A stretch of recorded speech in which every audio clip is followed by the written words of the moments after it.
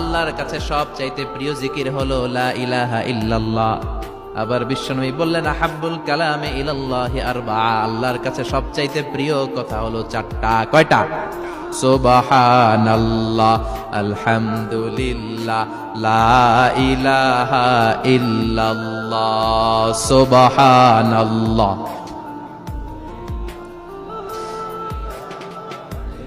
লা ইলাহা ইল্লাল্লাহু মুহাম্মাদুর রাসূলুল্লাহ। সুবহানাল্লাহ পড়েন।